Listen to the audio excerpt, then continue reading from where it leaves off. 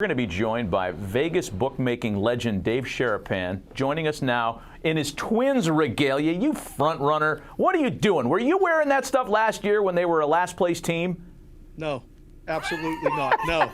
I had them to win the division last year, though, and everything went bad. All right, well, so I couldn't really break it out. Let's talk about Amos Lee's prediction of the Phillies winning the division at plus 350. Did you play a future in that division, and what do you make of the Phillies to win the NL East? So we're a Philly household here, Matty B. Okay. And I like the Phillies. I love the lineup. But I believe I went on and told you before they're the best softball team in MLB. Worried about the defense a little bit. They can hit. We're seeing the pitching. I don't know how deep they are. I love the top of the rotation, as does everybody. Worried a bit about the back end and the bullpen. Can they win it? Of course they can win it. Matt, it's April 29th. Everybody can still win their division. I like it at 350, too. I'm telling you. I mean, you know, if they get hot, you're not going to find a 350. However, that's a division where there are legitimately three teams that can win it all, not just their division, between the Braves, the Mets, and the Phillies, and that's probably going to keep everybody's price suppressed. Am I right about that? Yeah, this is one of those fun ones where you'll have at least two, if not three teams in contention all the way. So like in the book, you can play with the numbers a little bit. You'll get bets on each. And 1 5-game winning streak usually means a bet on them to win the division at the price you had. So when you move that one down, you move that one, the other one's up. So yes, I think you'll see some volatility in this. But man, if these Mets, if DeGrom comes back at all himself and the Mets continue this pace, that's probably going to end up being the favorite. We talked about the Phillies night tonight. They've won 4 in a row. They're at Citi Field. They've got Aaron Nola versus Ty Lore McGill. Are you involved in this one tonight? I like the Mets. McGill has been so good, and the Mets have won every start he's made this season. So, I mean, I have my notes here. 22 Ks and 3 walks in 22 innings pitched for McGill this season. It's a pretty good spot. The Phillies are, coming off a nice, 4-game sweep. Okay, but the price is short, and you don't get the Mets price this short too often when they're going as good as they are. So, yes, I like the Mets a little bit here. $1.25 favorite on the New York Mets tonight, as you talked about, a short price. We've had a scratch on the announced pitching assignments tonight. Noah Syndergaard has been scratched for the Angels as they take on the White Sox on the road.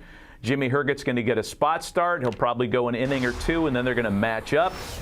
We take you inside batting practice at Guaranteed Rate Field. Do you have a play here, and does the pitching change your action, Dave? So, Matty, this would be one of those ones where I'd be sitting in the risk room with my boys, like, Matty and Mo and Alan and the fellas, and we'd be sitting there going, oh, boy, here we go. I mean, you get nothing but steam, and you get nothing but White Sox bets.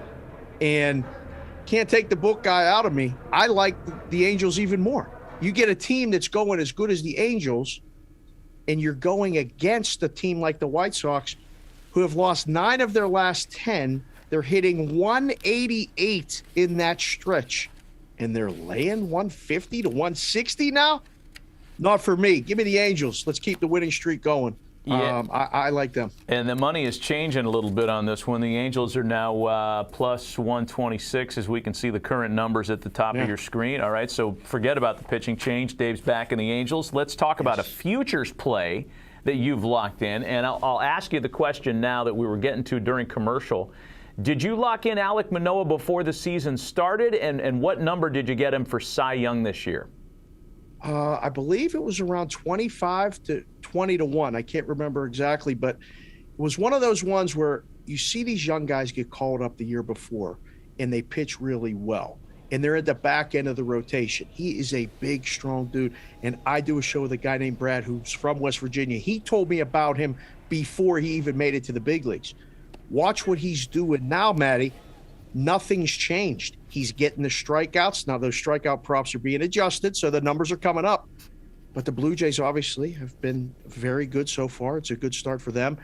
And if we can keep him in that 3 spot or 4 spot in the rotation, I think he's live from the numbers. Now, again, these things are voted on, so you don't want to get too excited. And yes, it's still April. But We got a young guy who throws hard and hopefully will not see injuries.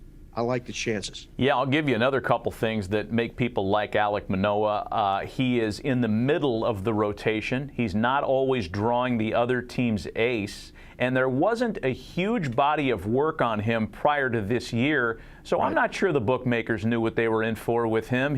He's still, I think, a value play if you can find a futures line on him. The Cash Consideration podcast, among the places you can find Dave Sharapan and his wisdom, also trending on social media constantly. Dave, we appreciate it, man. Next time we talk to you, we'll see who's in first place and whose uniform you'll be wearing. I'll try to stay up front of the bus, man. You drive it. I'll just be up there sitting with you. Way to Whatever go. uniform we'll ride. See I you. love it.